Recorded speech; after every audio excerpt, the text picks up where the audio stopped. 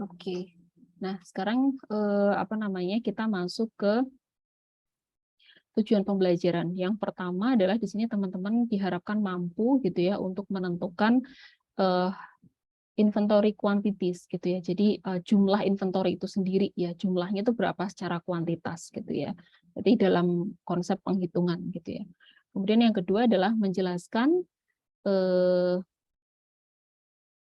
terkait dengan akuntansinya gitu ya. Akuntansi untuk inventory itu sendiri dan bagaimana metode pencatatan biayanya gitu ya. Kemudian yang ketiga adalah menjelaskan ya pengaruh dari sisi keuangannya ya jika menggunakan inventory cost flow assumption gitu. Ya, itu pengaruhnya seperti apa dari sisi keuangan gitu ya. Berarti kalau ini pengaruhnya adalah ada nggak efeknya gitu ya ke income statement, ada nggak pengaruhnya ke SFP, kemudian ke pajak dan sebagainya. Kemudian yang keempat menjelaskan terkait dengan ini ya lower of cost or net realizable value ya untuk persediaan. Nanti kita jelaskan apa ini ya. Kemudian yang nomor 5 adalah mengindikasikan gitu ya pengaruh dari adanya ya inventory errors gitu ya. Atau kalau misalnya di situ teman-teman mengetahui bahwa dalam pencatatan ya atau treatment inventory itu sendiri kadang ada error yang terjadi. Nah, seperti apa gitu ya bentuk errornya itu seperti apa dan efeknya apa ke laporan keuangan. Kemudian yang keenam adalah menghitung dan menginterpretasikan terkait dengan inventory turnover rasio. Kita akan menghitung rasio sederhana terkait dengan inventory gitu ya. Oke, kemudian selanjutnya sudah ya. Jadi ada 6 tujuan pembelajaran yang harus kita pahami di sini. Nanti saya coba sampaikan poin-poin utamanya saja. Oke.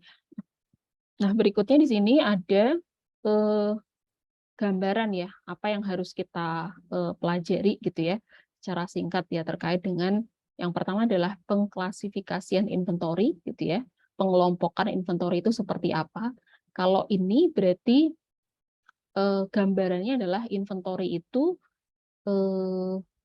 dibagi menjadi 3 gitu ya. Kalau di manufacturing gitu ya. Jadi kalau misalkan di merchandising itu sendiri yang namanya inventory itu hanya ada satu. Ya inventory aja gitu, namanya inventory aja. Tapi kalau di manufaktur ya itu ada 3 jenis inventory.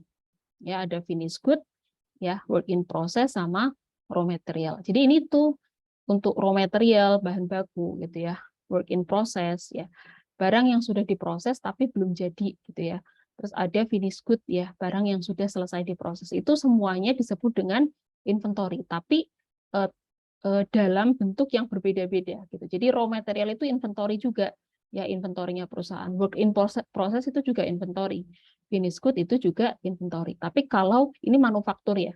Nah, manufaktur itu yang akan kita pelajari setelah UTS.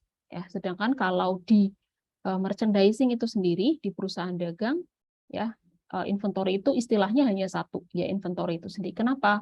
Karena tidak ada proses produksi di perusahaan dagang gitu ya.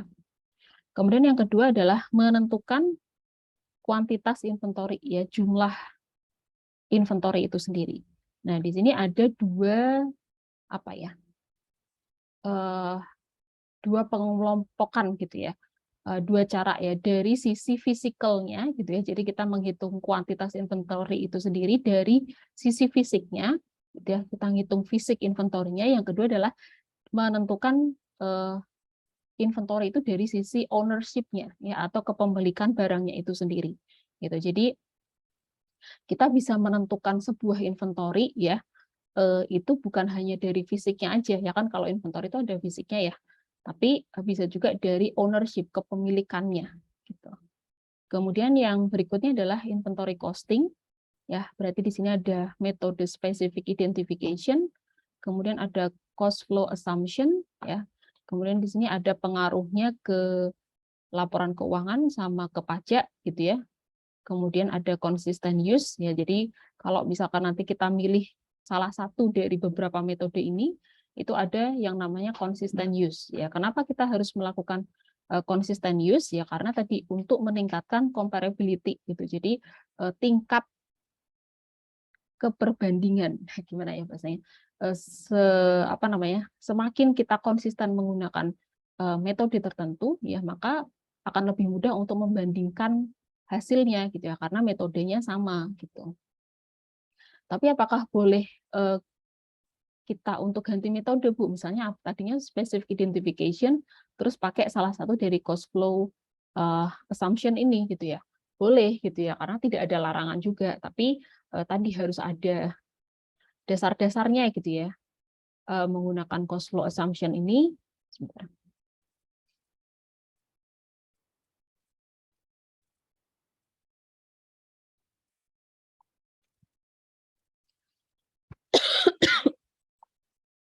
Oke, menggunakan cost flow assumption ini mau pilih yang mana gitu ya, apakah FIFO, apakah average, ya itu harus ada dasarnya gitu ya, istilahnya keputusan dari manajemen seperti apa. Gitu. Jadi boleh ganti, tapi lebih bagus kalau konsisten ya, karena tadi untuk meningkatkan comparability ya, untuk bisa dibandingkan gitu. Kemudian yang berikutnya adalah ini tadi ya, lower of cost or net realizable value gitu.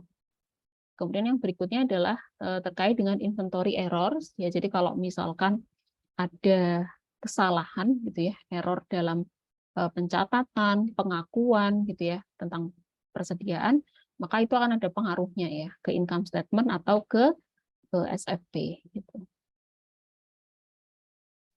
Kemudian di sini terkait dengan penyajian dan analisis dari inventory itu sendiri. Oke, nah sekarang kita masuk ke pembahasan yang pertama ya, terkait dengan classifying inventory ya. Jadi kalau di perusahaan dagang itu kita hanya kenal satu jenis, bukan satu jenis ya, satu istilah saja. Inventory itu ya inventory itu sendiri, karena tidak ada pengelompokan khusus ya kalau di merchandising company. Ya, sedangkan kalau di manufacturing ya kita kenal 3 jenis pengelompokan inventory. Bahan baku ya, work in process, finished good ya. Jadi raw material itu bahan baku ya, barang mentah atau yang belum diolah gitu ya. Work in process ya, raw material yang sudah diproses tapi belum jadi gitu ya, baru setengah jadi, work in process. Terus yang berikutnya adalah finished good ya, berarti finished good itu ya berarti barang yang sudah selesai diproses gitu. Dan tiga-tiganya ini adalah bagian dari inventory. Gitu ya. Itu kalau di perusahaan manufaktur. Nah, di sini juga disebutkan ya bahwa perusahaan itu report ya, melaporkan semua inventory under current asset gitu. Jadi semua inventory ya, ini inventory yang ini maupun yang di sini ya, itu dilaporkannya di laporan posisi keuangan, tepatnya di bagian aset. Secara khusus asetnya adalah aset lancar ya, aset kemudian dispesifikan lagi, dikelompokkan lagi itu di bagian current asset ya, karena aset itu kalau mau dikelompokkan lagi ada current asset sama ada non current asset gitu ya, aset lancar dan aset tidak lancar gitu. Nah, inventory sendiri masuknya ke current asset ya, bareng sama cash, bareng sama piutang gitu ya, account receivable gitu dan lain-lain gitu. Nanti teman-teman bisa sambil cek contoh dari laporan posisi keuangan ya di bagian current asset-nya. Oke. Kemudian nah di sini ada apa ini? Menentukan ya kuantitas inventory. Ya, ini menggunakan yang pertama ya, pakai physical inventory. Nah, perusahaan itu ya biasanya dia menggunakan physical inventory itu dengan 2 alasan ya. Kalau misalkan pakai perpetual seperti apa, kalau pakai periodik seperti apa. Nah, sebenarnya kurang lebih ini sudah dibahas kemarin ya waktu itu kita bikin waktu kita membahas perusahaan dagang gitu ya. Kalau perpetual kemarin teman-teman masih ingat ya bahwa dalam konsep perpetual itu kita bisa mengecek ya akurasi dari pencatatan persediaannya. Kenapa? Ya, karena dalam perpetual itu ya perusahaan akan keep detail records gitu ya.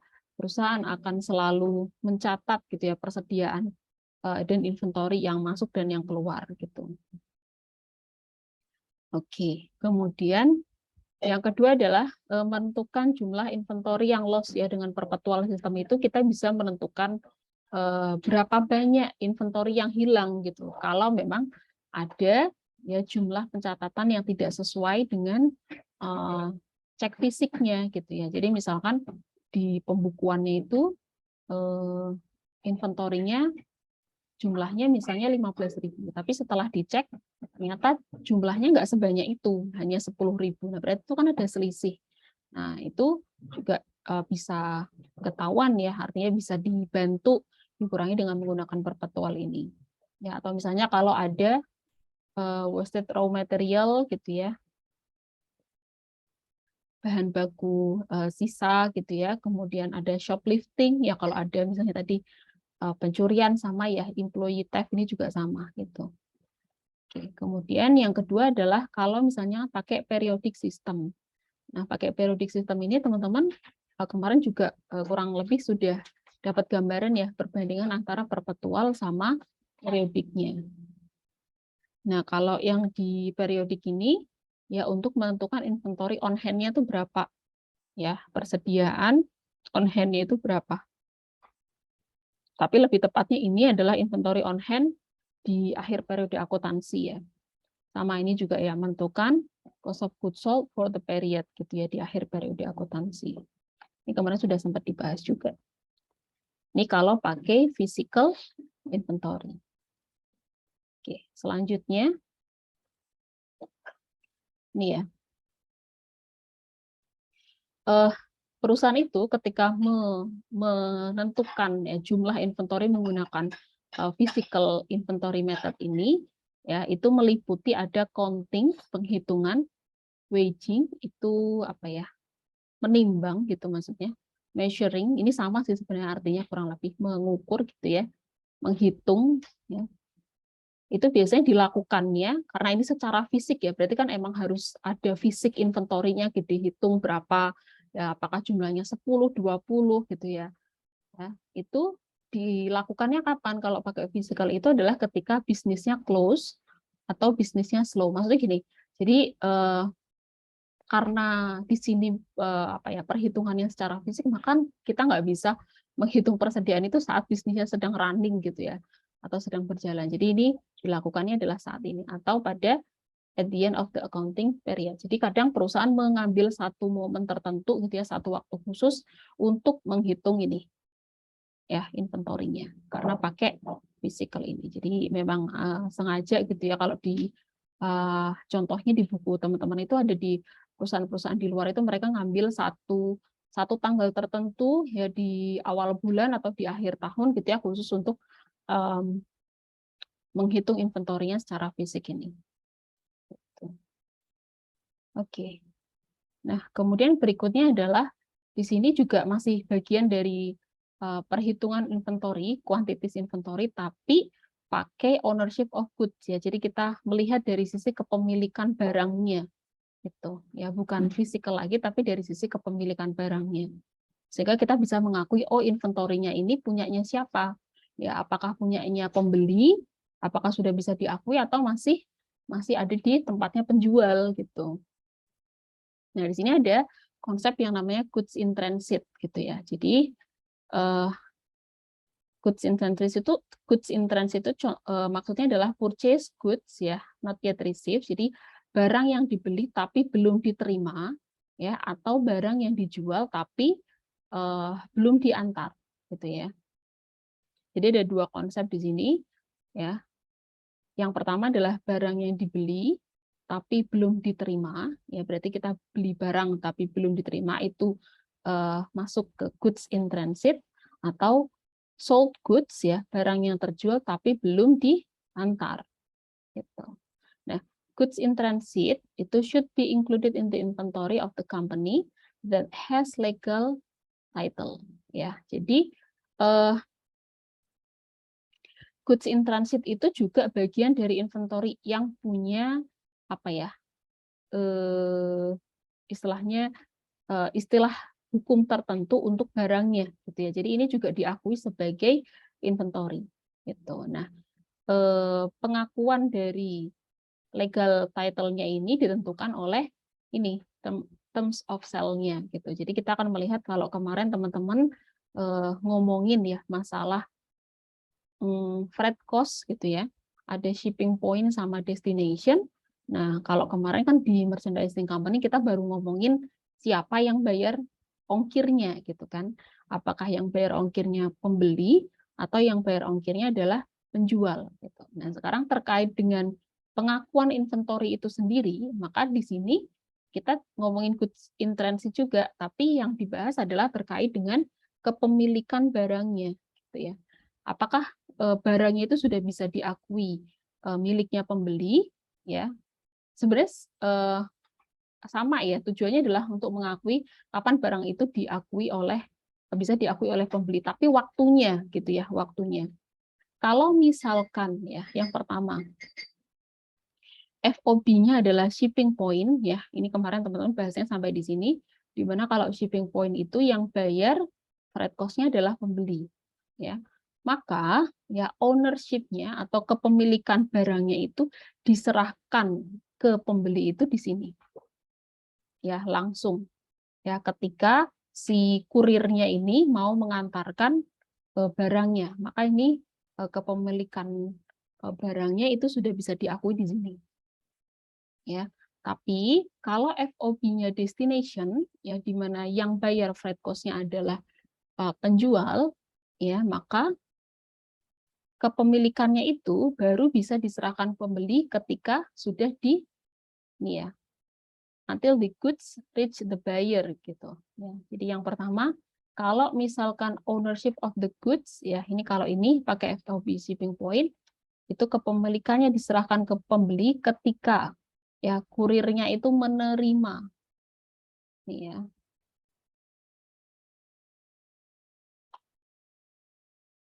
When the public carrier accept ya the goods from the seller gitu. Jadi kepemilikan barangnya itu ya itu sudah bisa diakui oleh pembeli ketika si kurirnya nerima barang dari penjual ya.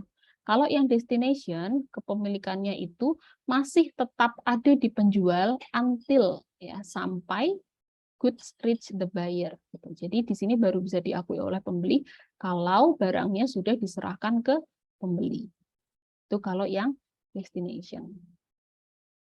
Gitu ya. Jadi teman-teman juga perlu ketahui terkait dengan ini. Jadi pengakuan pencatatan inventory quantities itu bukan hanya dari sisi fisiknya saja, tapi bisa dilihat dari ownership-nya. Oke. Nanti kalau ada yang mau tanya boleh sambil jalan ya.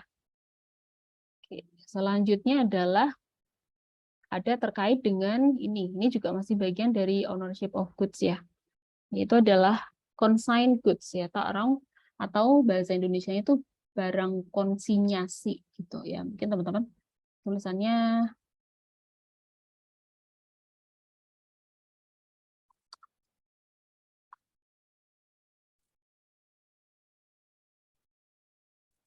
konsinyasi. Gini, tulisannya gini kalau mau cari versi bahasa Indonesianya.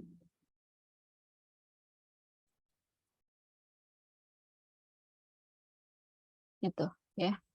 Nah, apa itu consigned goods gitu ya. Jadi gambarannya itu gini. Ada satu pihak ya. Nah, ini pihak pertama, ini pihak kedua, ini pihak ketiga. Sorry. Oke. Apa ini?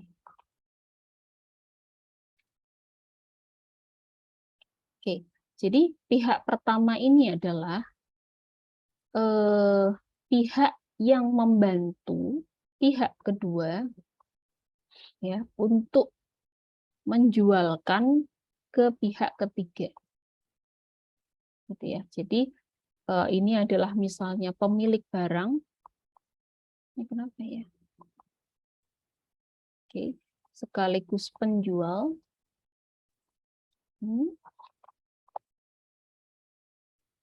Oke. Ini adalah pembeli. Ya, ini adalah agen atau pihak ketiga. Oke. Ya.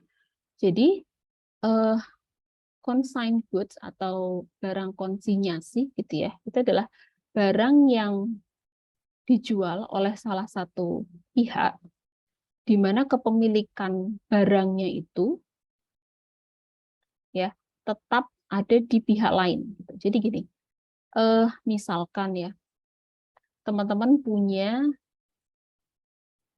motor, ya, punya motor, ya motornya tuh mau dijual gitu ya, motornya mau dijual, udah dipakai nih motornya, kan berarti barang second ya gitu, motornya udah dipakai, terus teman-teman butuh uang, teman-teman mau jual.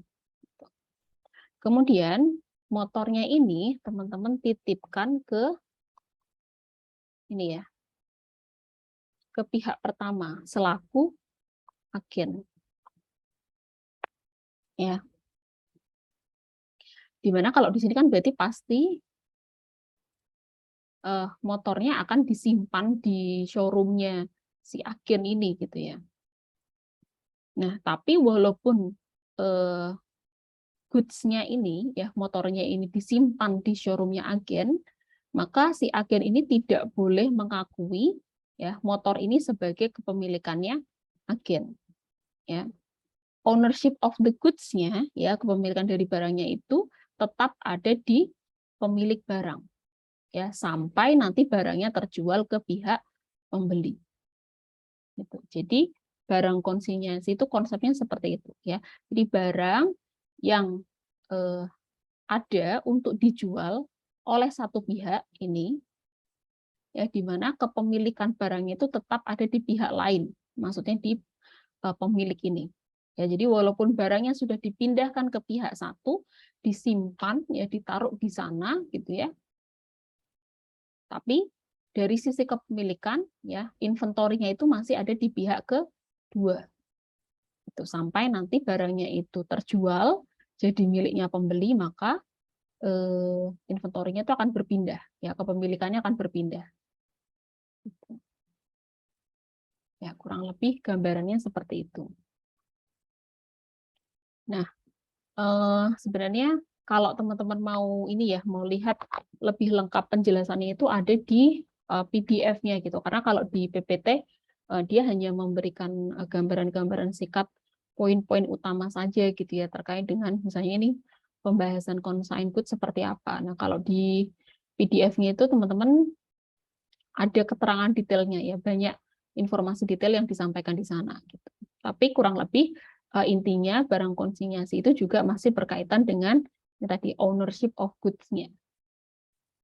Gitu ya. Nah, salah satu keuntungan kenapa biasanya orang itu jualan gitu ya pakai konsep ini itu adalah karena tadi untuk mengurangi apa namanya inventory cost-nya gitu. Apa itu inventory cost? Ya tadi misalnya kalau kita punya inventory kan berarti kita harus ada alokasi tertentu ya alokasi biaya tertentu khusus untuk menyimpan gitu ya. Penyimpanan barangnya ya merawat barangnya supaya tidak rusak, supaya tidak usang gitu ya. Kalau misalkan inventorinya cepat terjual mungkin nggak masalah gitu ya, cost-nya akan kecil. Tapi kalau misalnya kita terlalu lama menyimpan inventory itu di gudang, ya maka cost-nya akan semakin tinggi. Cost apa? Cost untuk pengelolaan, cost untuk merawat gitu ya. Itu pasti akan cost-nya akan tinggi gitu. Sehingga biasanya orang akan menjual dengan konsep consigned goods ini gitu ya. Oke. Selanjutnya di sini ada terkait masuk berikutnya adalah inventory costing ya. Ya, penghitungan cost dari inventory itu sendiri. Setelah tadi sebelumnya kita menentukan kuantitas inventorinya, ya maka kita sekarang menghitung cost dari inventory itu sendiri. Ya, inventory costing. Ya. Ada secara pengelompokan itu ada dua jenis metode ya, pengelompokan besar. Yang pertama ada specific identification, yang kedua ada cost flow assumption. Gitu. Nah, cost flow assumption sendiri di sini ada pembagian lagi ya, FIFO sama average ya. Sebenarnya ada 3 dulu zaman saya waktu kuliah ya, berarti sekitar tahun 2010 ya.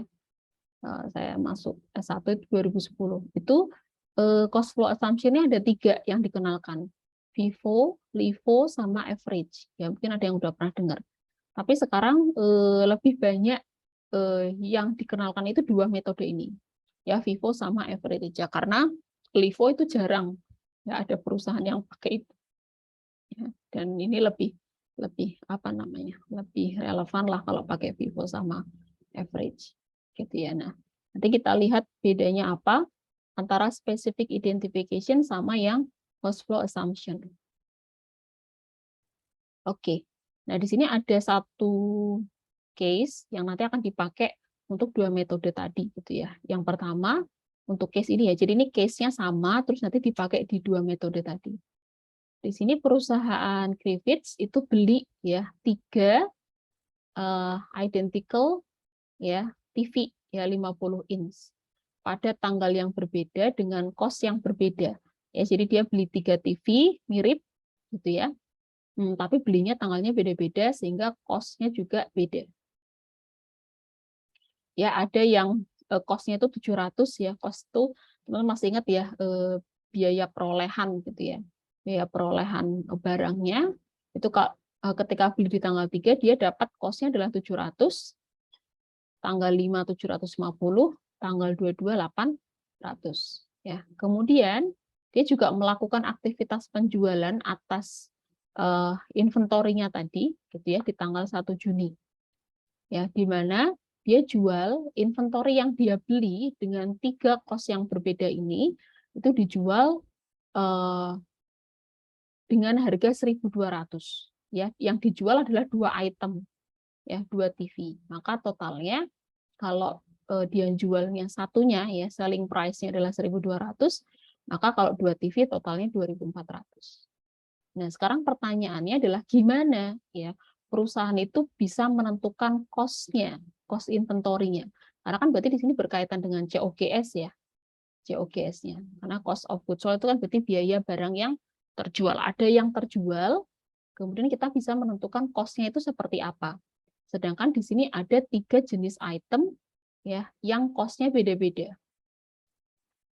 Ya, di sini hanya menyebutkan ya dia jualan 2 TV, ya 2 item dijualnya 1.200, tapi dia nggak nyebutin yang dijual ini yang dibeli tanggal berapa. Dibeli tanggal 3 kah, tanggal 5, atau tanggal 22. Atau tadi gini ya, kalau 2 berarti ya tanggal 3 sama 22 atau tanggal 5 22 dan sebagainya. Kan kita nggak tahu, nggak disebutin. Gitu ya. Kalau misalnya dia langsung sebutkan, maka kita mudah ya menentukan cost-nya itu berapa.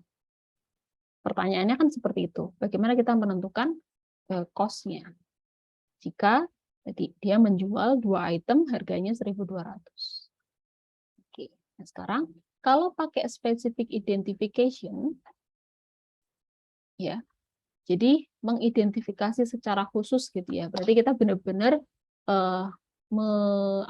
menjual item tertentu ya secara khusus gitu ya. Berarti yang dijual itu adalah item dengan cost yang ini gitu ya. Dia jual item yang kedua dengan cost yang ini gitu ya. Diidentifikasi secara khusus gitu. Nah, ternyata kalau pakai specific identification itu perusahaan bisa menentukan gitu ya. Dia menjual TV itu yang dibeli pada tanggal 3 dan tanggal 22. Ya, sehingga kita bisa menentukan COGS-nya itu adalah sebesar 1.500 ya.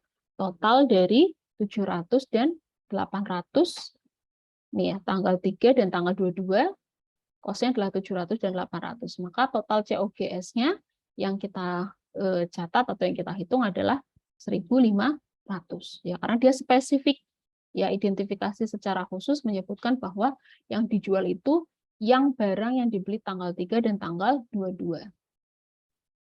Nah, kalau kita sudah tahu COGS-nya berapa, ya maka kita bisa menentukan ending inventory. Ya, ingat ya, kita kan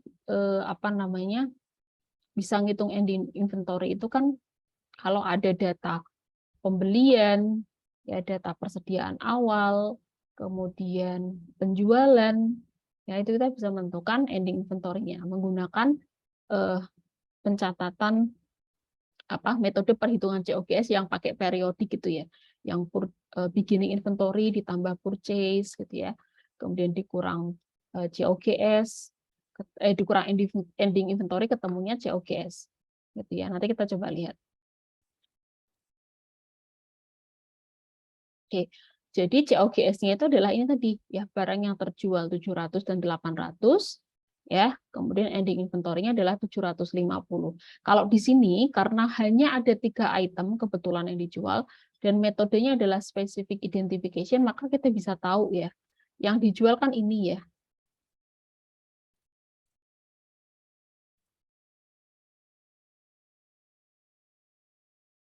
Yang dijual kan ini.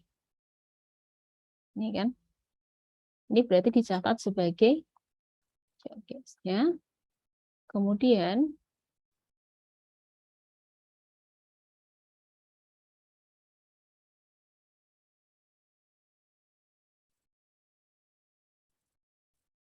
ya, ininya ya, sisanya yang tidak terjual ya itu dicatat sebagai ending. Ini kenapa ya? Inventory. Oke. Ya, ending inventory itu kan yang tidak kita jual ya, yang kita keep.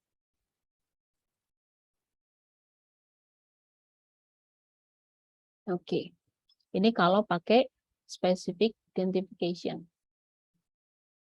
Ya, yang dijual adalah 2 item ya, dengan harga 1.200 per item. Kemudian cost-nya kita bisa mencatat 1.500, ending inventory-nya 750. Ya. Nah, dalam specific identification ini,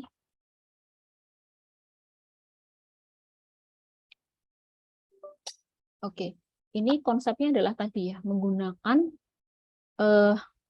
aktual fisik ya, flow costing method gitu, di mana setiap itemnya still in inventory ya, specifically costed ya, to arrive at the total cost of the ending inventory. Jadi kalau pakai specific identification itu kita lebih dekat ke konsep perhitungan fisik aktualnya gitu ya.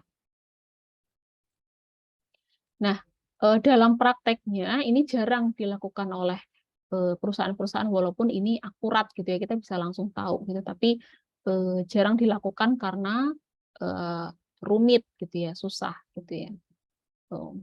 Sehingga ya beberapa perusahaan itu membuat yang namanya assumption gitu.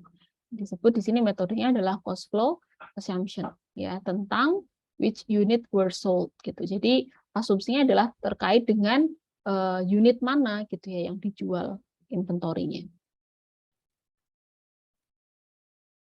Oke. Nah, ada 2 jenis metode untuk cost flow assumption-nya.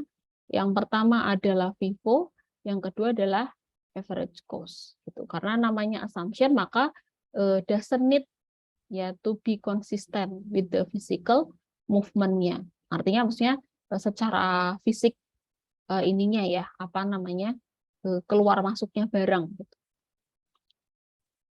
Jadi gini, kalau yang tadi, yang di specific identification itu, kenapa disebut aktual? Karena kita bisa menentukan COGS-nya itu kan karena kita tahu ya, 700 dan 800. 700 yang ini yang dijual, 800 yang dijual yang ini. Tuh kan.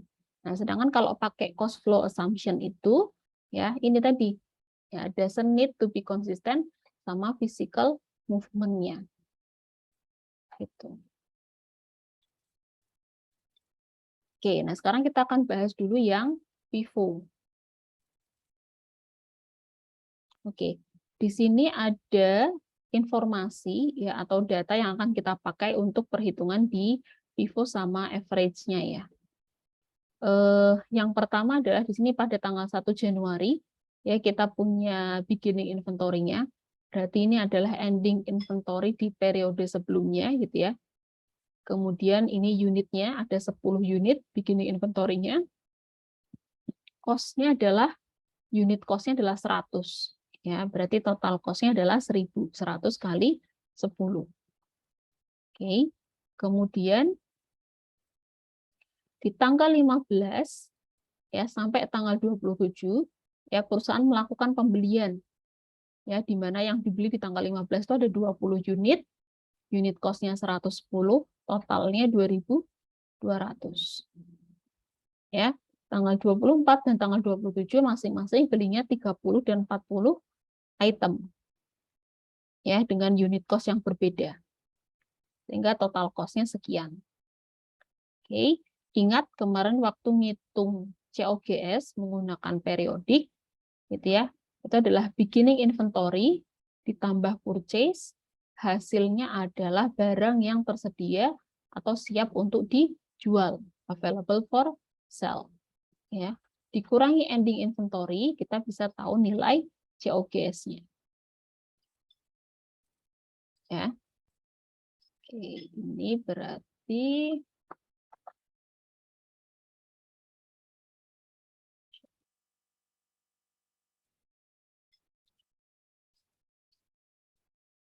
kalau ini belum COGS ya, kalau ini baru unitnya aja, unit sold-nya. Kalau COGS-nya berarti kita harus ngitung cost dari unit sold-nya. Cost dari unit sold itu adalah COGS-nya. Gitu. Karena ini baru unitnya saja kan, itemnya saja. Oke. Nah, jadi tadi sampai di sini ya, kita dari beginning inventory ditambah purchase, ya ketemu unit available for sale, kemudian dikurangi ending inventory, ya ketemu unit sold-nya. Nanti berarti unit sold-nya ini kita kalikan dengan cost-nya, ya itu kita bisa ketemu COGS-nya. Itu ya, secara apa namanya, secara mudah seperti itu. Oke.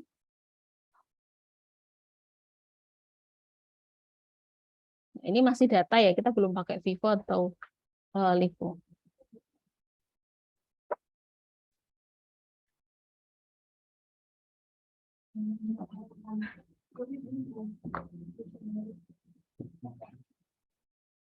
Oke, yang pertama untuk metode Vivo ya. Dalam konsep Vivo ya sesuai dengan namanya Vivo ya, first in first out. Yang pertama masuk itu adalah yang pertama kali dijual. Ya. Earliest goods purchase are ya first to be sold gitu ya. Jadi yang pertama kali dibeli itulah yang harus pertama dijual. Gitu. Secara umum ya itu dia akan jual the oldest unit first gitu ya. Jadi yang pertama kali masuk ke perusahaan ya karena itu adalah berarti yang pertama kali dibeli itulah yang harus pertama kali dijual, harus dikeluarkan perusahaan gitu. Jadi kalau ada pembelian-pembelian gitu ya, maka yang harus dikeluarkan ketika ada penjualan itu adalah yang pertama kali dibeli perusahaan atau yang pertama kali masuk ke perusahaan. Ya, ini konsep FIFO. Nah, sekarang kita lihat nih. Dari data ini ya. Tadi kan kita punya beginning inventory ya. Dengan unitsnya 10, unit cost-nya 100, total cost-nya adalah 1000. Kemudian ada purchase, ini kan ada 3 kali purchase, ya beli tanggal 15, tanggal 24, tanggal 27. Tuh, dengan jumlah unit yang dibeli adalah berbeda-beda. Ya, totalnya ya ketika ditambahkan total available unit available for sale-nya adalah 100 ya beginning inventory ditambah 3 kali purchase-nya ini. Total cost-nya adalah 12.000. Nah, sekarang kita akan menghitung COGS-nya. Ya, di akhir kan kita konsepnya menghitung COGS ya, tapi untuk bisa ngitung COGS berarti kita harus tentukan dulu ending inventory-nya. Sebenarnya ya sama ya kalau kita nanti kita lihat di slide berikutnya aja. Oke. Yang pertama adalah ini ya. Oh ini. Kita lihat data ini. Oh, oke. dari data ini ya, ini kan tadi beli ya, ada persediaan awal, kemudian beli ya. Kemudian kita mau jualan, yang dijual itu adalah 55 unit, sehingga ending inventory yang tidak dijual itu adalah 45. Ya, jadi yang dijual dari 100 unit yang tersedia untuk dijual, yang akhirnya dijual itu adalah 55. Sehingga ending inventory-nya adalah 45. Gitu ya. Tapi konsepnya teman-teman jangan dibalik ya, karena 45 itu adalah sudah ditentukan sebelumnya sebagai ending inventory. Oke, ya, yang terjual adalah 55 unit. Ingat ya, ada 55. Oke, saya tuliskan di sini aja. Susah. Oke, unit sold-nya adalah unit ya. Berarti 55 unit.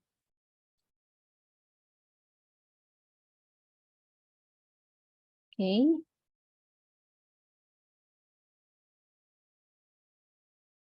Nah, berarti kita harus hitung untuk bisa mengetahui COGS-nya, ya kita harus hitung ending inventory-nya di mana, cost goods available for sale-nya adalah totalnya adalah 12.000 ini tadi. Ya. Maka kalau dari 100 unit ya, dari 100 unit yang dijual itu 55, maka sisanya berapa? Sisanya berapa? Unit yang tidak terjual atau sebagai ending inventory. Secara unit ada berapa, teman-teman? Ada berapa? Ardi Ricardo hadir? Mas Ardi hadir?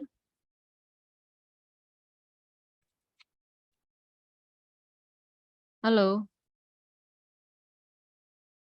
Mana nih? Langsung menghilang orangnya habis dipanggil.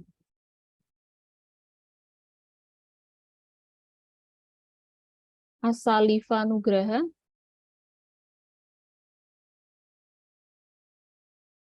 Asalifa hadir?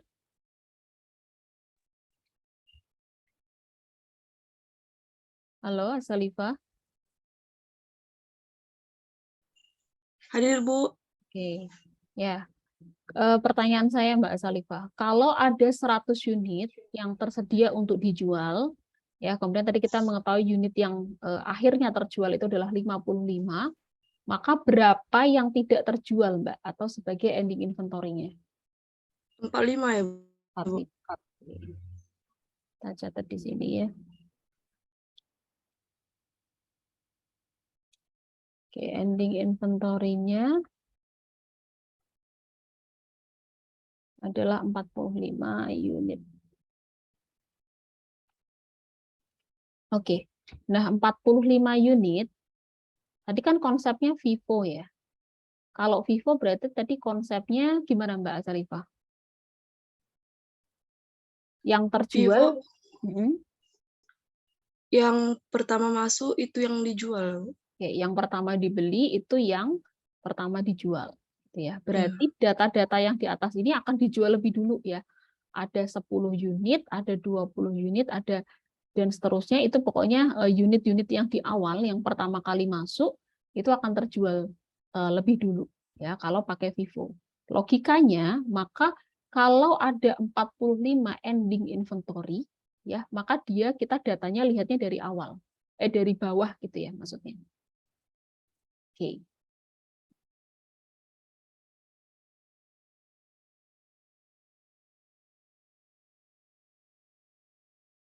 Ya. Jadi kalau misalkan ada 55 unit gitu ya, berarti dia akan mengambil, ya dia akan jualan, mengambil dari 10 unit dari beginning inventory, kemudian 20 unit dari pembelian tanggal 15, ya berarti ini totalnya berapa? Sudah 30 ya, 30, padahal yang dijual adalah 55. Berarti dia sisanya ngambil berapa, Mbak Salifah? Ini berarti kalau dia ngambil 10 di tanggal 1 Januari, terus dia ngambil 20 unit untuk dijual ya di tanggal 15 dari pembelian tanggal 15, kemudian dia akan ngambil berapa lagi? Kalau yang 25. 25 di tanggal berapa? 24, Bu. Oke, berarti di sini dia akan mengambil 25 unit ya di pembelian tanggal 24 ya, totalnya di sini adalah 55 unit ya. Dia akan menjual total 55 unit ya, tapi karena konsepnya Vivo yang pertama kali masuk ke perusahaan itu yang akan dijual, maka cara jualnya itu adalah 10 ini dijual dulu ya, jadi bikin inventory, 20 dijual dulu ya, kemudian dia akan mengambil 25 unit dari pembelian tanggal 24 ya. Jadi di sini akan dijual oleh perusahaan, totalnya adalah 55 unit. Sedangkan sisanya berarti di tanggal 24 itu sisa unitnya berapa, Mbak? 5 ya, Bu. 5 ya. Oke. Jadi di sini sisa 5 unit yang tidak terjual. Di sini 40, masih 40 unit yang tidak terjual. Maka ini adalah sebagai ending inventory ya, 45 unit. Ya, maka cara ngitung ending inventory-nya ini cara ininya ya. Apa istilahnya? Cara detailnya gitu ya kalau untuk menggambarkan flow-nya gitu.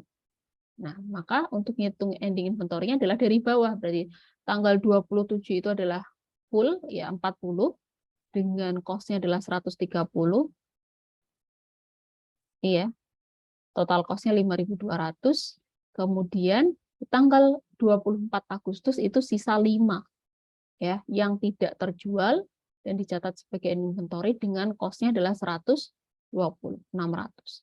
Maka total cost yang dicatat sebagai inventory adalah 5.800 dengan unitnya adalah 45. Yang tadi 45. Nah, konsep dari COGS itu kan tadi total available for sale ya dikurangi ending inventory. Nih ya rumusnya ini. Ini kan total available for sale.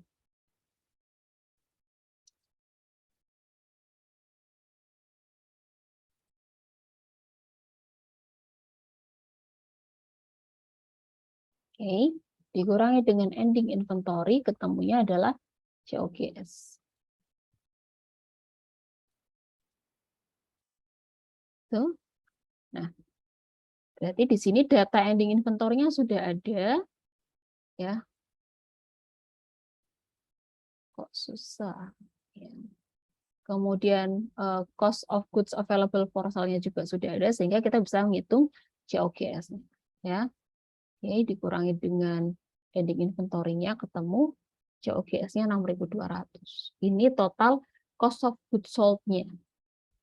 Nah, Bu, saya mau membuktikan 6.200 ini dapatnya dari ini tadi 10 ya, 2 ya, unit 10 unit, 20 unit sama 25 unit yang diambil dari pembelian tanggal 24 dengan unit cost-nya segini. Benar nggak hasilnya 6.200? Ya. Kita cek. Nih. Ya. Jadi untuk ngitung COGS-nya sendiri ya. Berarti kan tadi 55 unit kan. Berarti 10 unit diambil di tanggal 1, ya 20 unit diambil tanggal 15, berarti ini masih 30. Kalau perlu 55 berarti kurangi 25, ya 25 item lagi ngambil di tanggal 24. Ya, sedangkan di tanggal 24 itu total ada 30 item. Ya, sehingga masih sisa 5 unit. Ya, yang tidak terjual. Itu. Maka cara menghitung COGS-nya ya tadi 10 dikali 100 ya unit cost-nya, 20 kali 110, 25 kali 120. Sama ya, ketemunya adalah 6.200, COGS-nya dengan unit yang terjual adalah 55. Yang ini tadi dicatat sebagai ending inventory. 600 itu berarti adalah 5 kali sisanya tadi ya, tanggal 4 tadi ya, 5 unit dikali dengan ini 120. 600, terus kalau yang ini berarti adalah 40 unit ya, dikali dengan berapa tadi? 130 ini ya.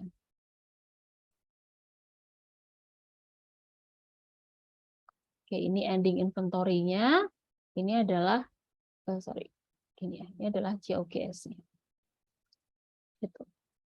Ya, jadi FIFO itu adalah kita akan menjual barang yang pertama kali masuk ke perusahaan.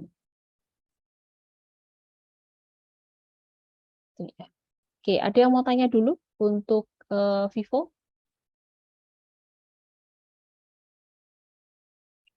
Belum? Oke, sambil jalan ya. Oke, nah berikutnya adalah metode average cost ya. Rata-rata. Di mana mengalokasikan cost of goods available for sale-nya itu dengan dasar weighted average unit cost incurred ya. Jadi rata-rata unit tertimbang. Ya, rata-rata unit tertimbang ya. Diasumsikan bahwa goods-nya itu ya atau barang-barangnya itu adalah similar ya, sama. Oke. Ini nanti juga diaplikasikan untuk menghitung ending inventory-nya gitu ya. Oke, selanjutnya kita masuk ke sini ya. Dengan kasus yang sama gitu ya. Soalnya sama persis gitu ya. Jadi dia punya beginning inventory-nya 10, purchase-nya 3 kali 20, 30, 40 dengan unit cost-nya masing-masing tadi sama ya dengan kasusnya yang FIFO. Total cost of goods available for sale-nya adalah 12.000 dengan unit available for sale-nya yang siap dijual adalah 100 unit. Nah, kalau pakai metode average ya maka kita harus ngitung rata-rata cost tertimbangnya dulu. Ya, maka caranya gimana? Ya, 12.000 dibagi dengan 100. Ya, maka ketemu rata-rata nilai rata-ratanya adalah 120. Sehingga kalau kita tadi tahu ya berapa yang terjual, ya kita kan kalau mau jualan kan kita pasti tahu oh yang mau dijual berapa unit gitu ya. Yang terjual tadi adalah 55 ya, maka kalau available for sale-nya adalah 100, maka ending inventory-nya tadi 45. Ya, ini berarti unitnya 45 dikali 120 nilai rata-rata cost-nya ya, ketemu ending inventory cost-nya adalah 5.400. Sehingga karena cost of goods available for sale-nya sudah ada ya, data ending inventory cost-nya juga sudah ada, maka kita bisa nyari COGS. Ya, tinggal kita masukkan aja 5.400, COGS-nya adalah 6.600. Nah, sama sekarang ini kita mau membuktikan gitu ya 6.600 itu yang dijual fisik yang mana gitu. Karena pakai metode rata-rata maka ini tadi ya, ini kan 125 per unit cost per unitnya, COGS-nya kan tadi ada 55 unit ya. Berarti di sini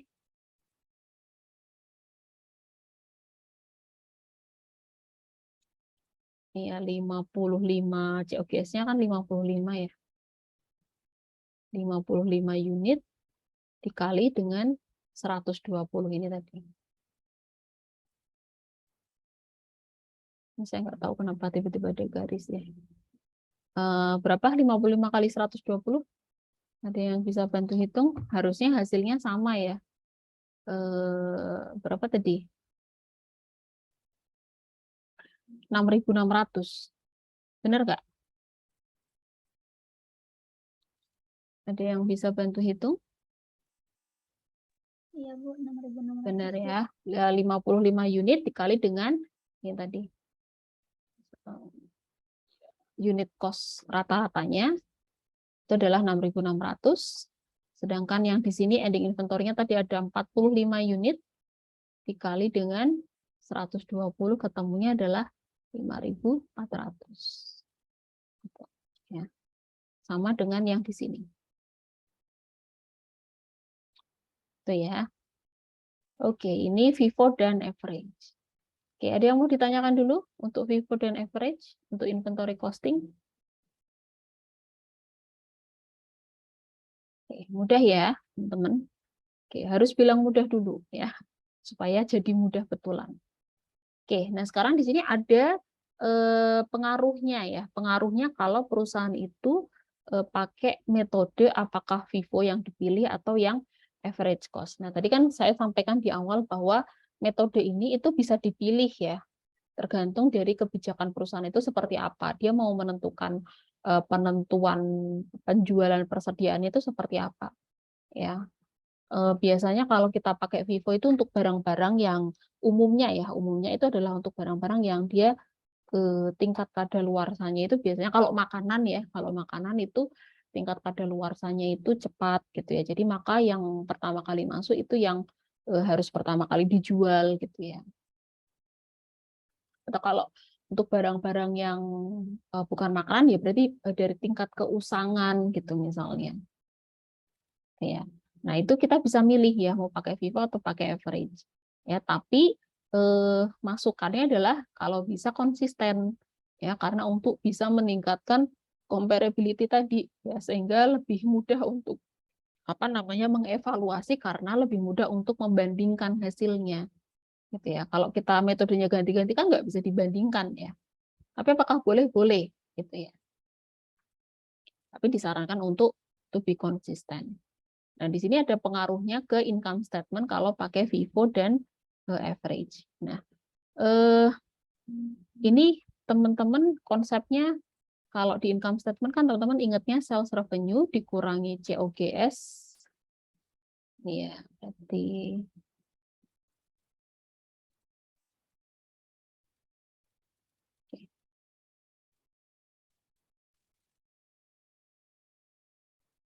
ya, sales revenue ya dikurangi COGS ketemunya gross profit ya dikurangi operating expense ketemunya net income gitu ya. Nanti kalau ada pajak ya berarti pakai pajak. Nah, tapi di sini sebelumnya ada eh,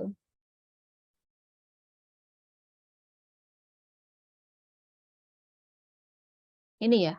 Untuk dapat COGS-nya, sorry, berubah. Mohon maaf, ya ini agak ya. Untuk dapat COGS-nya di sini ada penghitungannya dulu ya untuk menentukan COGS. Jadi ini sampai di sales revenue ini di garis bawah ini maksudnya berarti tidak ada hubungannya dengan yang di sini ya mulai dari beginning inventory sampai ke ending inventory. Jadi nanti ini sales revenue dikurangi COGS di sini baru ketemunya gross profit yang ini ya. Makanya di sini ada garis bawahnya gitu karena tidak ada hubungannya dengan ini. Yang dari sini ke sini ini untuk menghitung COGS-nya ini. Ya. Oke. 6.200 kalau pakai Vivo, average cost kalau pakai 6.600 kalau pakai average cost gitu ya. Oke.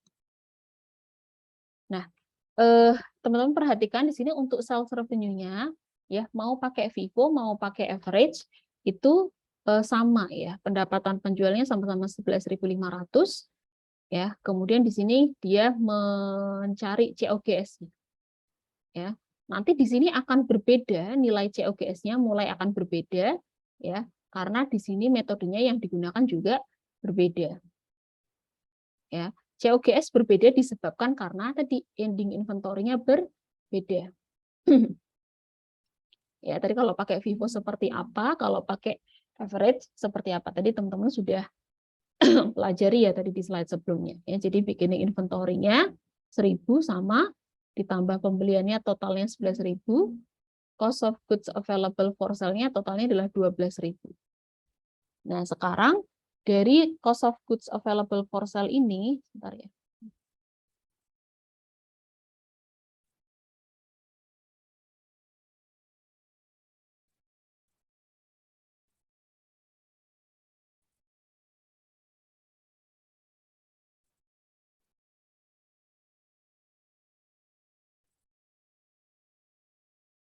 Hmm.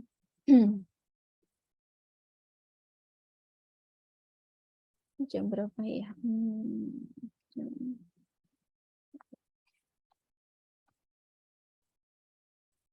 Oke, jadi ini ya, sampai di sini cost of goods available for sale-nya sama gitu ya. Kemudian besaran ending inventory-nya akan berbeda tergantung dari metode yang dipakai. Gitu ya. Ternyata kalau pakai Vivo, ending inventory-nya 5.800, pakai average dia pakai 5.400. Ini tadi pakai ini ya, perhitungan yang ini tadi ya.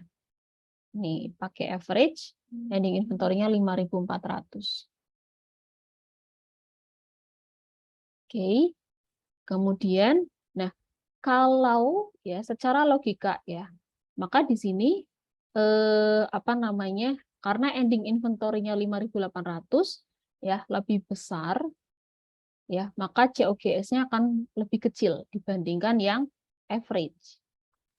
Ya, ini average-nya ending inventory-nya kecil ya, COGS-nya besar. Nah, kalau COGS-nya kecil ya, maka dia akan berpengaruh ke gross profit. Nah, ini sales revenue-nya sama-sama 11.500. Ya, ini saya highlight saja.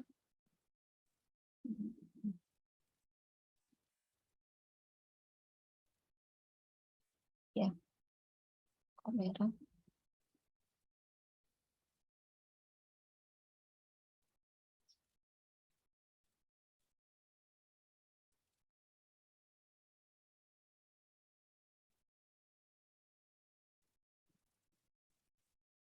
Ya, sales revenue-nya 11.500, sama-sama 11.500.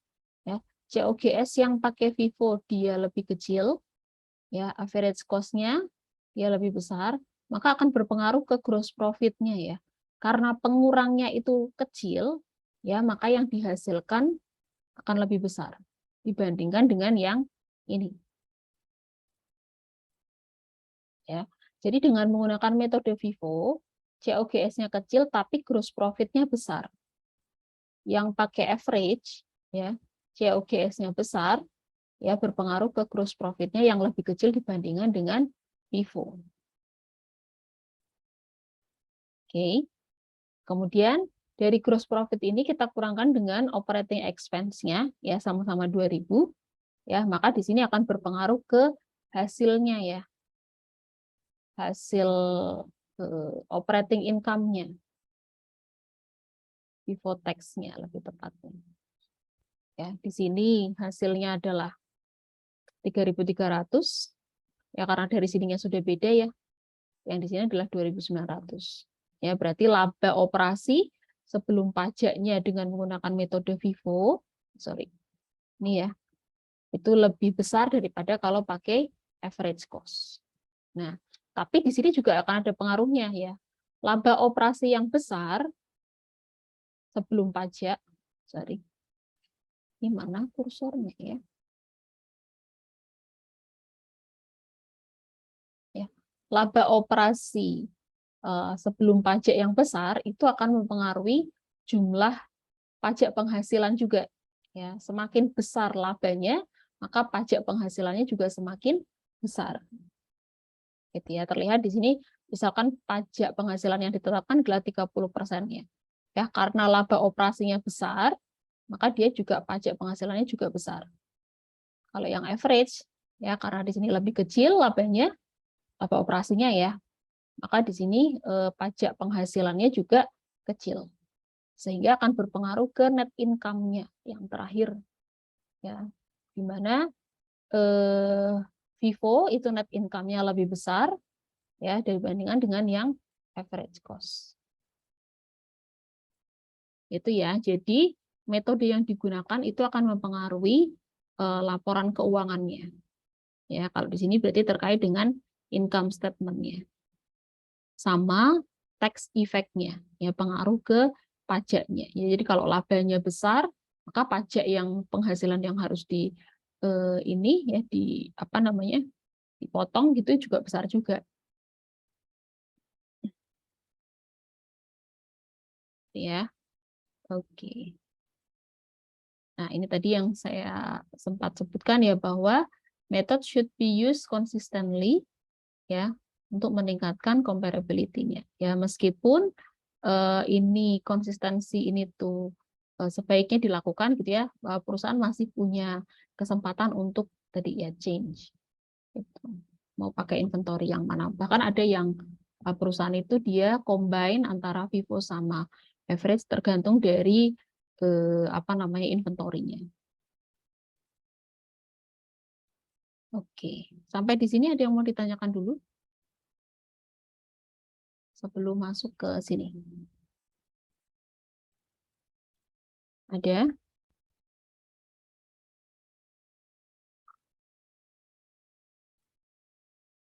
Olivia Yohana hadir?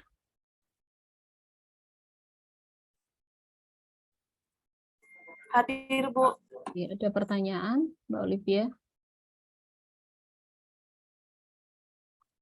Ada yang mau ditanyakan?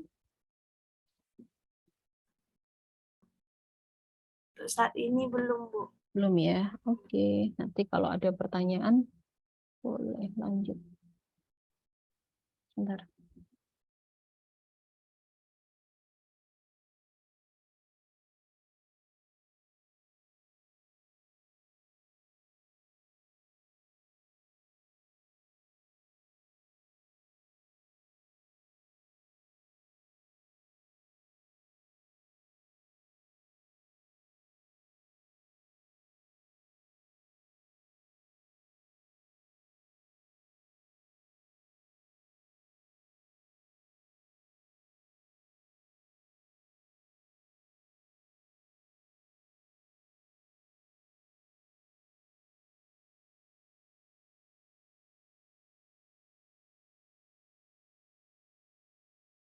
Oke, kita lanjutkan ya. Apa namanya? Berikutnya adalah terkait dengan konsep lower of cost atau net realizable value gitu ya. Ini adalah suatu keadaan ya di mana nilai inventorinya itu lebih rendah daripada cost-nya. Gitu ya. Jadi kalau inventory itu kan pasti punya cost ya. Biaya perolehannya berapa gitu ya. Nah, kalau misalkan apa namanya? Inventorinya itu akan kita jual ya dan itu nilainya adalah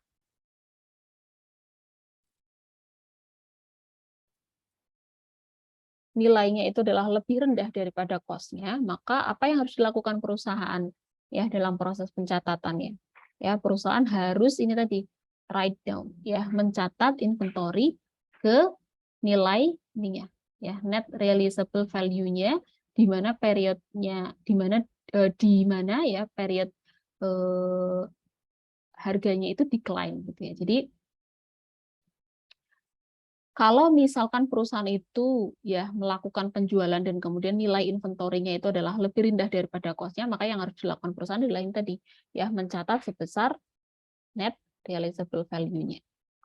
Oke, di mana net realizable value itu adalah jumlah bersih ya perusahaan expect to realize ya, jadi dia perusahaan itu mengestimasikan bahwa perusahaan itu akan menerima ya nilai penjualan inventorinya, yaitu adalah harga jual dikurangi dengan estimasi cost-nya. Gitu. Jadi kalau misalkan perusahaan melakukan penjualan, ini tadi ya, misalnya cost-nya segini ya, ini biaya perolehan inventorinya. Oke, kemudian perusahaan melakukan penjualan dan ternyata ya hasilnya seperti ini, ya maka yang harus dicatat ya oleh perusahaan adalah sebesar NRV-nya ini tadi. Ya, misalkan untuk yang item flat screen, ya ini cost-nya adalah 60.000 biaya perolehannya, kemudian NRV-nya adalah 55, maka yang harus kita catat adalah yang 55.000. Ya, untuk yang satelit, ya cost-nya adalah 45, ya kemudian NRV-nya adalah 52 lebih besar, maka yang kita catat adalah yang 45. Ya, untuk yang DVD recorder sama yang ini ya, item yang terakhir itu karena NRV-nya lebih kecil, ya maka kita akan catat sebesar nilai NRV-nya. Gitu ya. Jadi konsep dari NRV adalah kita mencatat sebesar NRV-nya jika ya di mana ya pada periode di mana harganya itu turun gitu. Ya, sebesar NRV-nya. Oke, maka total inventory-nya adalah atas semua inventory ya, item yang dibeli adalah 159.000. Oke.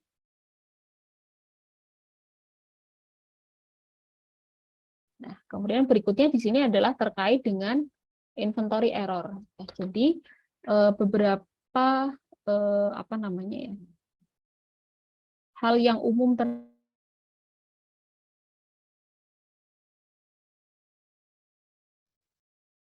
mohon maaf sempat keluar ya. Oke, sebentar.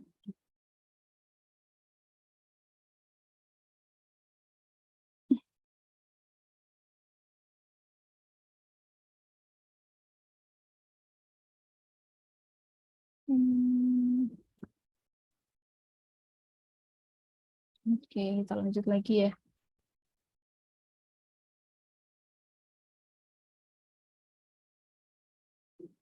Ya, jadi beberapa hal yang terjadi terkait dengan adanya inventory error itu yang pertama adalah kalau ada ya kesalahan dalam menghitung ya atau menentukan harga inventory secara benar gitu ya. Jadi ya kadang tadi ya ada juga yang namanya salah hitung gitu ya, salah penentuan harga, itu akan menyebabkan tadi inventory error.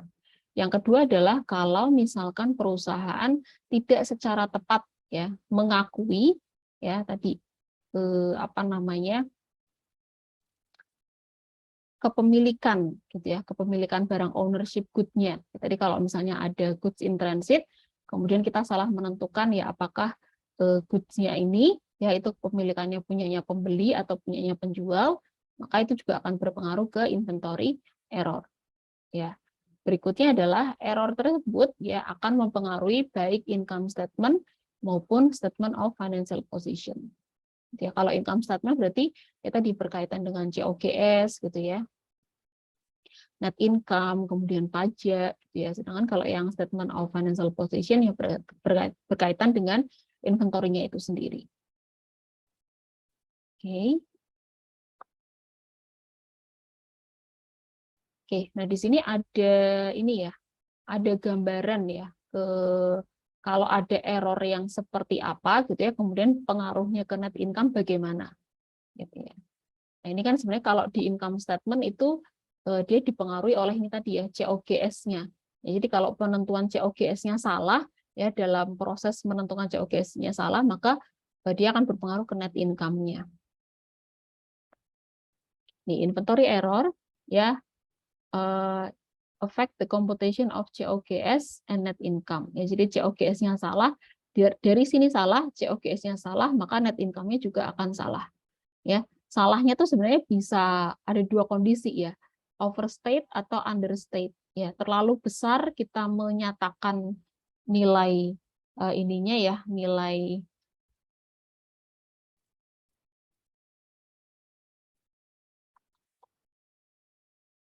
COGS atau net income-nya.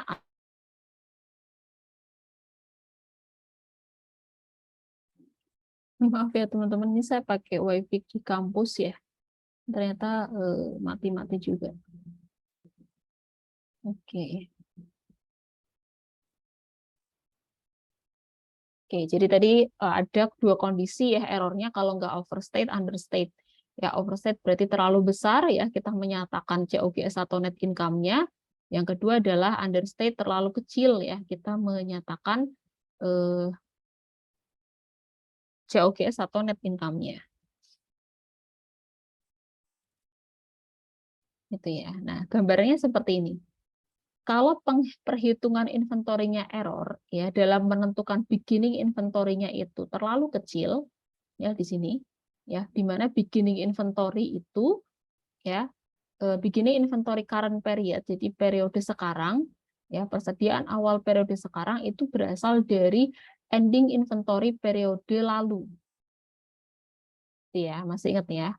Nah, di sini kalau ada ending inventory periode sekarang, maka ini akan jadi beginning inventory periode berikutnya.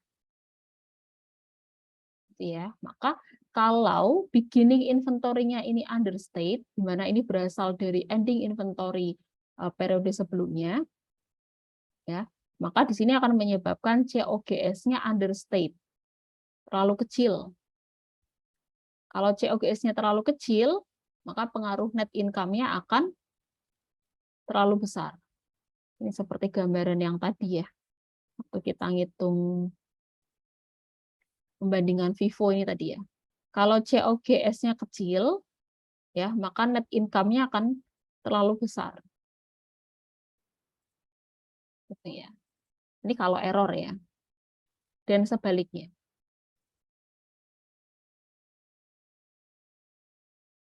Nah, kalau beginning inventory-nya terlalu besar, ya maka COGS-nya overstate, kebalikannya net income-nya understate. Nah, ini juga sama. Kalau ini beginning inventory, berarti ini ending inventory-nya. Ya, kalau ending inventory-nya terlalu kecil, ya COGS-nya overstate, net income-nya understate. Itu ya. Oke, jadi ini akan sangat berpengaruh ya, error-error ini akan berpengaruh ke income statement-nya. Ya, baik diawali oleh COGS-nya, kemudian akan mempengaruhi net income-nya, ya.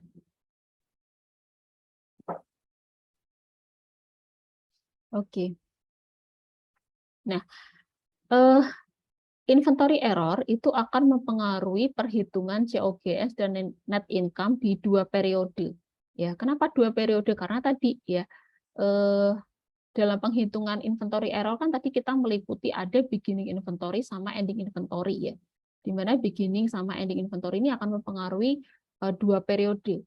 Ya, dua periode pencatatan akuntansi ya, di mana beginning inventory ini juga sebagai berasal dari ending inventory periode sebelumnya, ya ending inventory itu akan menjadi beginning inventory periode berikutnya.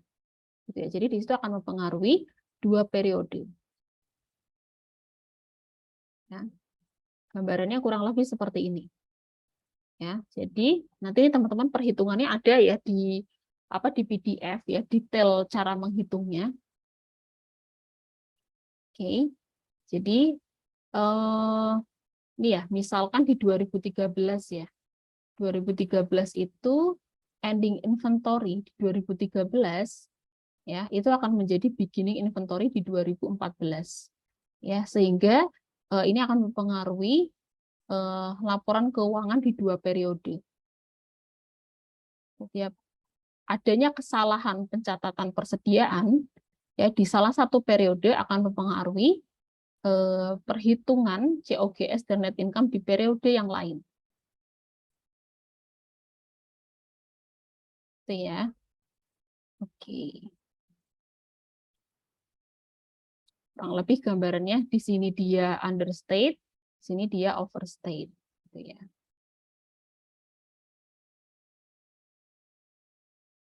Oke, nah di sini terkait dengan kalau tadi income statement berarti di sini berpengaruh juga ke SFP-nya, ya statement of financial position-nya. Ya, di mana di sini walaupun di sini konsep dasarnya adalah kita ngitung COGS ya. Tapi kalau misalkan ending inventory-nya ini error, ya pencatatan ending inventory-nya error, itu dia akan mempengaruhi di SFP-nya, Statement of Financial Position, ya, di mana ending inventory inilah yang akan muncul di bagian current asset, ya, sebagai inventory. Ya, jadi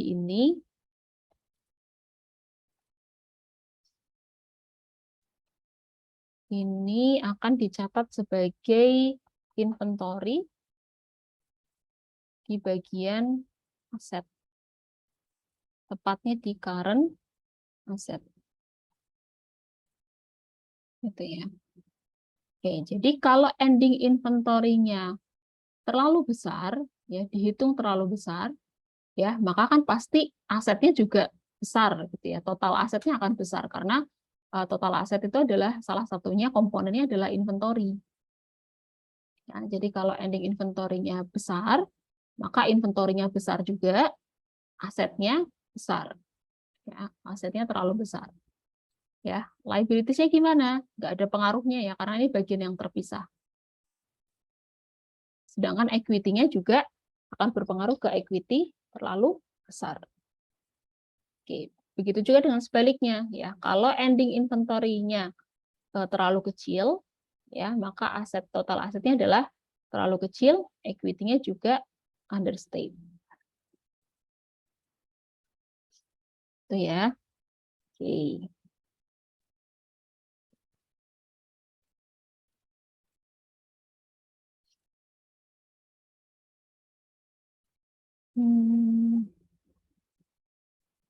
Oke, sebentar. Ini tadi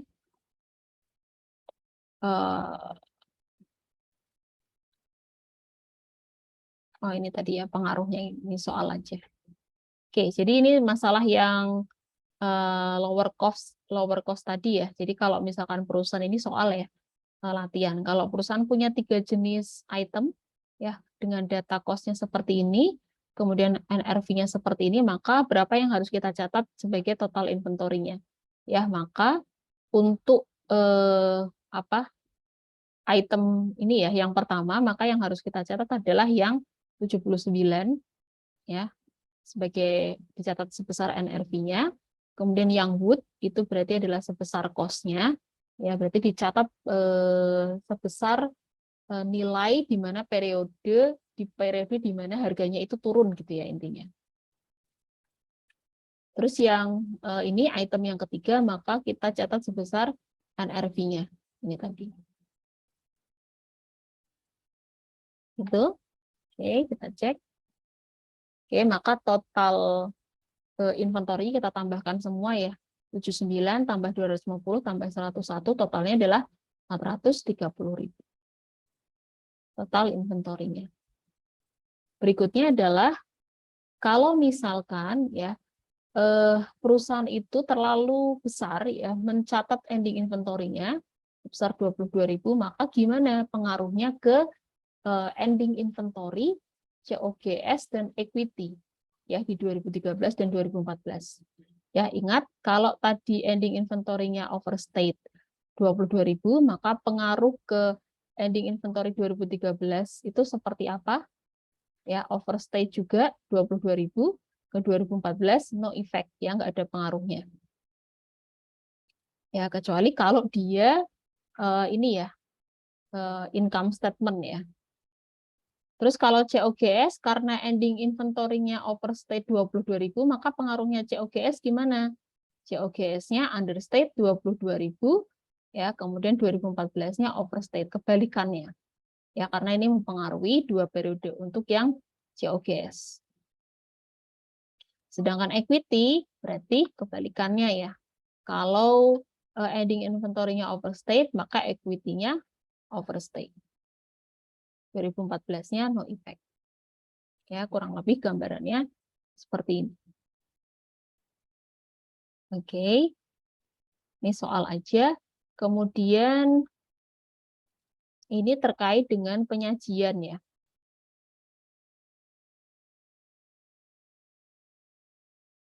Penyajian dari inventory-nya itu sendiri. Nah, dalam pengelolaan inventory ya itu seperti double edged sword ya, artinya kayak pedang bermata dua gitu ya, ada dua sisi, ada pengaruh di dua sisi dia. Kalau misalkan yang pertama ya, tingkat inventory-nya itu tinggi, ya artinya misalnya di perusahaan itu punya jumlah inventory yang besar gitu ya, maka di situ ada pengaruhnya. Ya, kalau inventory-nya rendah itu juga ada efeknya. Maka perusahaan itu harus cari cara ya gimana supaya pengelolaan inventory-nya itu pas gitu ya. Enggak inventorinya tuh nggak terlalu besar atau inventorinya tuh juga nggak kurang gitu. Kadang kan kita mikir, oh kalau kita punya persediaan yang banyak itu bagus ya, karena kita nggak akan terjadi nggak akan terjadi kondisi kekurangan gitu ya, kekurangan stok ya. Jadi kalau kita butuh itu inventorinya ada gitu. Kadang kita suka mikirnya seperti itu ya, tapi di balik itu ya, di balik inventory yang besar ya, ternyata ada pengaruhnya juga ke perusahaan, yaitu terkait dengan inventory cost-nya ya, pengelolaan dari inventory itu sendiri ya. Karena kalau kita punya inventory yang banyak, inventorinya besar gitu ya di gudang misalkan, maka kita harus mengeluarkan cost yang banyak juga untuk menyimpan ya, untuk merawat ya, untuk mengelola inventory tersebut, dan itu nggak kecil ya nilainya ya, apalagi kalau inventory yang punya nilai value-nya itu juga besar gitu. Ya kayak misalnya untuk barang-barang antik kayak gitu kan, pengelolaannya, perawatannya kan juga mahal juga gitu ya. Maka kita harus punya ya inventory management yang sesuai dan tepat untuk pengelolaan persediaan ini.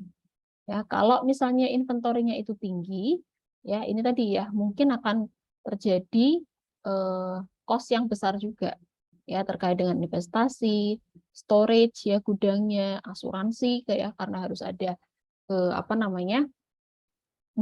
asuransi yang disediakan ya, kemudian usang gitu ya, kalau misalnya mencegah, gimana caranya biar inventorinya itu nggak cepat usang gitu ya. Ya, kemudian kalau ada ini potensi kerusakan gitulah istilahnya. Nah, itu berarti kan cost-nya kan besar sekali ya untuk mengelola inventory ini.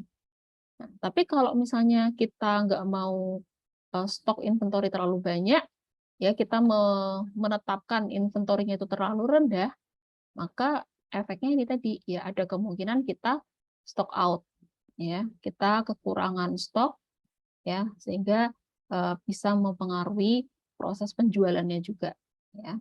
Proses penjualan terganggu ya, maka profitnya juga akan terganggu gitu ya. Maka perusahaan harus melakukan inventory management yang tepat.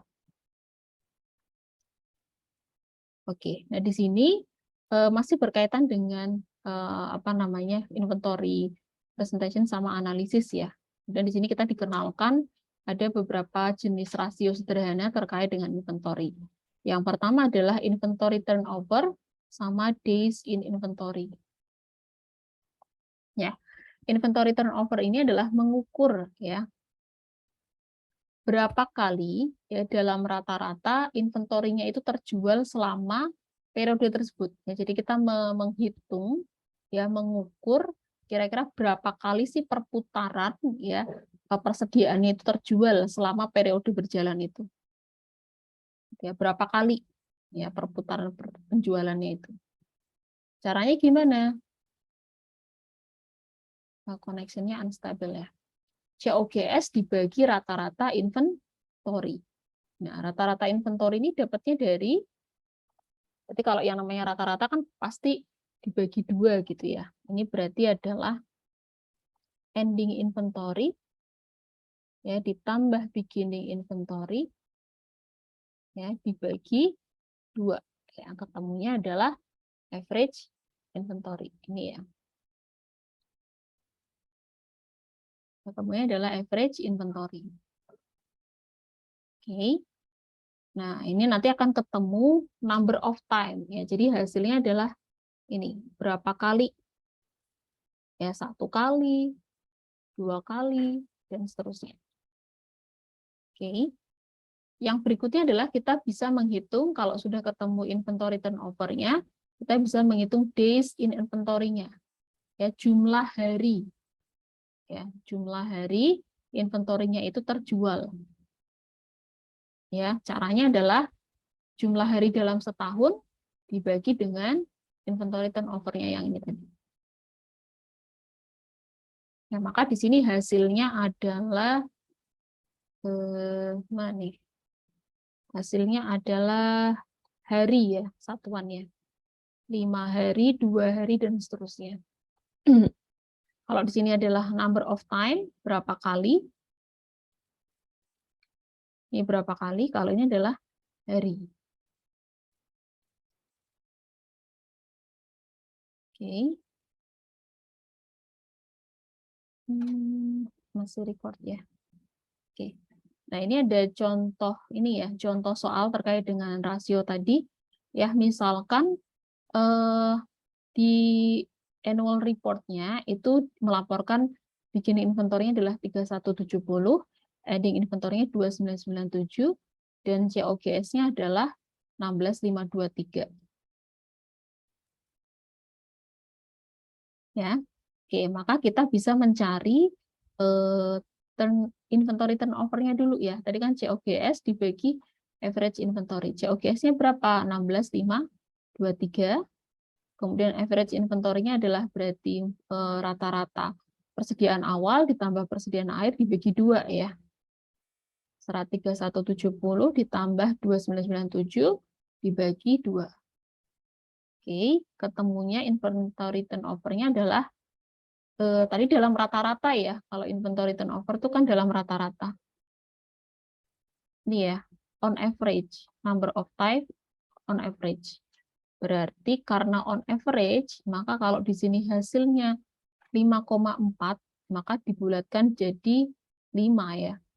Jadi perputarannya itu adalah 5 kali ya, inventorinya itu terjual 5 kali ya.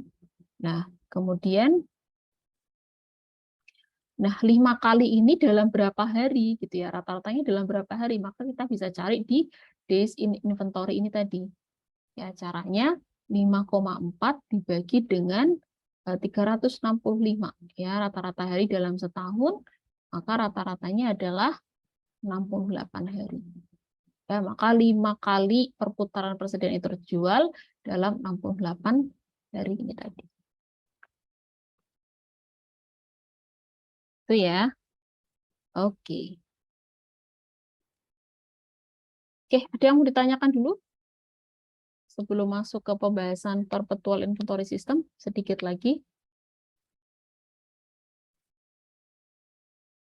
Ada? Belum? Oke. Nah, tadi yang kita bahas sepanjang tadi gitu ya, dari slide berapa nih? 44 ya, sampai dari slide 44 ini itu konsepnya kalau kita pakai periodic inventory system gitu. Nah, kalau pakai perpetual gimana gitu ya. Nah, nanti sebenarnya di akhir itu teman-teman akan mengetahui bahwa hasil ya antara menggunakan metode perpetual dan periodik ini untuk menentukan inventory-nya itu kurang lebih sama gitu ya. Tapi memang step-nya itu agak berbeda.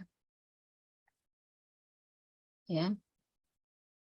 Oke, ini dengan menggunakan data ini ya. Jadi ada beginning inventory ya, kemudian purchase ya, dia melakukan pembelian 2 kali. Kemudian ada penjualan sebesar 55 unit. Ya, maka nanti akan dilihat apakah pakai FIFO atau LIFO, pakai FIFO atau average gitu ya. Kemudian ada purchase lagi di tanggal 27 ya. Ini tanggalnya yang belakang ya. Tanggal 27 November gitu.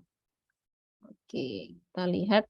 Nah, ini tadi assuming ya, pakai perpetual, hitung COGS sama inventory-nya pakai FIFO dan average cost. Nah, kalau pakai FIFO, ya maka kita harus, ini ya, yang pertama adalah tanggal 1 Januari, tadi kita punya beginning inventory sebesar 10 unit, ya nilai unit cost-nya adalah 100, maka totalnya balance-nya ya itu adalah 1000. Ya, ini ada kolom purchase, kolom COGS. Tanggal 15 beli 20,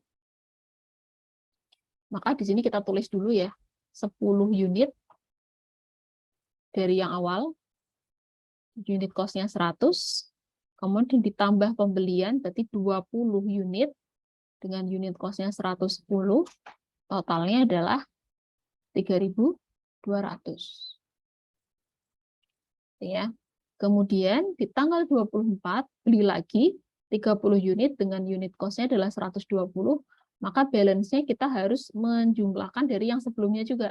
Ya, 10 100 unit, 20 unit 110 unit cost, kemudian baru yang ketiga 30 unit dengan harganya 120. Ini ya. Oke, totalnya ya. Berarti total unitnya yang sudah dimiliki itulah sampai pada tanggal 24 Agustus adalah totalnya 60 unit ya. Ya, dengan total unit available cost of goods available for sale-nya adalah 6.800 ya, karena beginning inventory ditambah dengan purchase ya. Ini adalah goods available for sale ya. Ini ya. Ini adalah goods available for sale. Oke. Kemudian di tanggal 10 September ya, perusahaan melakukan penjualan ya, di mana tadi jualnya itu data soalnya ya, ini jualnya adalah 55 unit ya. Yang dijual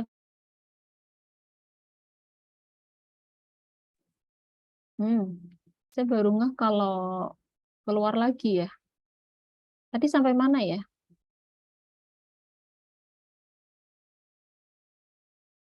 Sampai di sini? Teman-teman? Iya, Bu.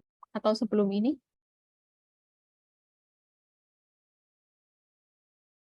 Sampai di tanggal 24, betul? Betul, sampai tanggal 24?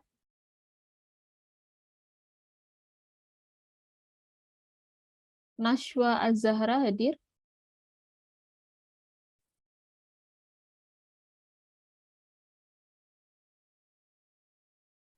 Nashwa, apakah hadir? Hadir, Bu. Oke, mohon maaf ya teman-teman, ini karena internetnya nggak stabil ya. Tadi saya menjelaskan sampai mana Mbak Nashwa? Sebelum akhirnya logout. Saya nggak ngeh tadi soalnya. Tiba-tiba udah. Sampai mana? Perhatiin nggak tadi?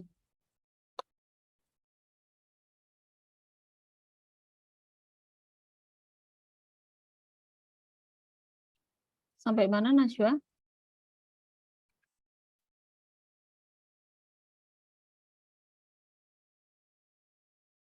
Halo. Maaf, Bu. Dari tadi macet-macet, jadi saya nggak terlalu ngerti gitu, Bu. Nggak terlalu ngerti maksudnya.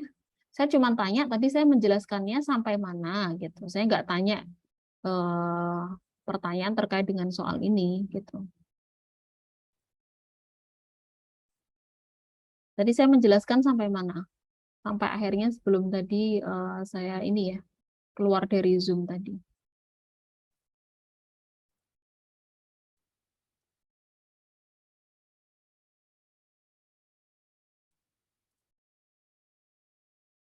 Halo, Nashwa.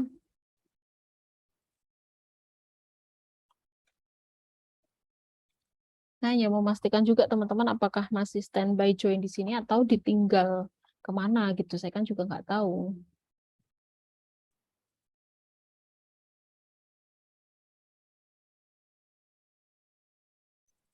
Ibu, tadi penjelasannya dari sebelum tanggal 24, Bu. Cuman dari awal tadi kayak macet-macet gitu, Bu. Jadi banyak yang ke-skip gitu, nggak tahu, Bu. Ya, sebelum tanggal 24, berarti di sini ya? Ya. Oke. Iya, Bu. Tinggal jawab itu saja tadi yang saya tanyakan. Oke, terima kasih Valia. Oke, saya coba ulangin ya. Jadi, mana tadi? Ini ya, berarti ketika pakai Vivo, ya, jadi dia pembelian persediaan awal gitu ya, tanggal 1 Januari, itu berarti kita catat balance-nya, ya berarti 10 unit dengan unit cost-nya adalah 100, maka totalnya adalah 1000. Ya. Kemudian di tanggal 15, ya perusahaan melakukan pembelian 20 unit dengan unit cost-nya 110. Ya, maka balance-nya, maka kita harus menjumlahkan dari persediaan awalnya. Ya, berarti ada 10 dari persediaan awal dengan unit cost-nya adalah 100. Kemudian pembelian dari purchase tanggal 15, 20 dengan unit cost-nya adalah 110. Ya, maka total goods available for sale di tanggal 15 adalah 3.200. Ya, kemudian di tanggal 24 melakukan pembelian kembali ya sebesar 30 unit dengan unit cost-nya adalah 120.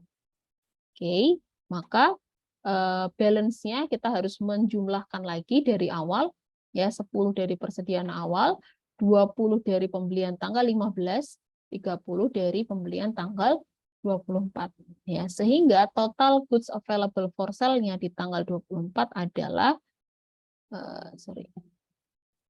mana nih? 6.800. Gitu ya. Oke. Kemudian di tanggal 10, ingat tadi di soalnya ya, tanggal 10 September itu perusahaan melakukan penjualan sebesar 55 unit. Oke. Oke, maka karena ada 55 unit yang terjual ya menggunakan metode FIFO ya, maka yang harus kita jual dulu adalah yang pertama kali masuk ya. Berarti 10 unit dengan unit cost 100, 20 unit dengan unit cost 110, berarti ini totalnya masih 30. Sedangkan tadi yang dijual adalah 55, berarti kurang 25 unit ya dari 120. Oke, maka total COGS-nya adalah ini tadi ya. Harusnya di sini. Sedangkan sisanya di sini balance-nya adalah hanya sisa 5 unit ya dengan unit cost 120 karena 25 unitnya sudah terjual. Ya. Oke. Jadi cost of goods sold-nya adalah 6.200, balance-nya adalah 600. Ya, 5 unit kali 120. Oke. Berarti ini sisanya ya.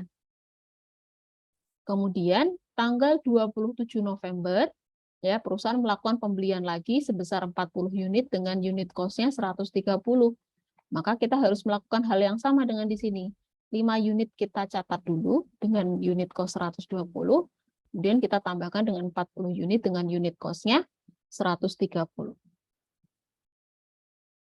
Ya, total ending inventory-nya sekarang adalah 5.800. COGS terakhirnya adalah 6.200. Itu ya. Ini kalau pakai perpetual FIFO. Gitu. Oke, nanti kalau misalkan ada yang macet-macet karena koneksinya nggak begitu bagus, teman-teman bisa putar lagi di ini ya, di videonya. Nanti saya coba masukkan ke YouTube. Oke. Nah, kalau pakai average gimana? Kalau pakai average ini langsung ya lebih simple ya. Jadi dia pakai unit cost-nya juga unit cost yang rata-rata seperti cara yang tadi ya. Oke, ini tadi beli persediaan awal ada pembelian 2 kali ya dijual 55 dan ada pembelian lagi tapi unit cost-nya ini sudah pakai yang rata-rata. Oke, beda ya ending inventory COGS-nya dengan yang metode FIFO. Oke. Oke. Bentar.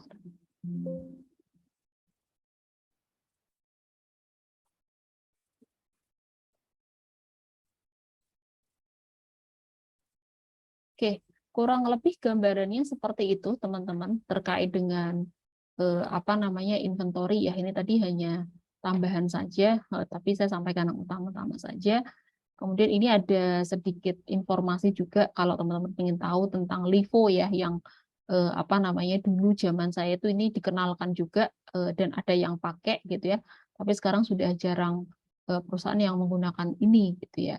Jadi ini dijelaskannya di akhir. Tapi nanti kalau teman-teman mau tahu, teman-teman bisa sambil baca di PDF-nya ya. Jadi kalau LIFO itu secara singkat last in first out ya, ini kebalikan FIFO gitu ya. Jadi kalau FIFO itu yang pertama kali masuk itu yang pertama kali harus dijual ya atau dikeluarkan dari perusahaan.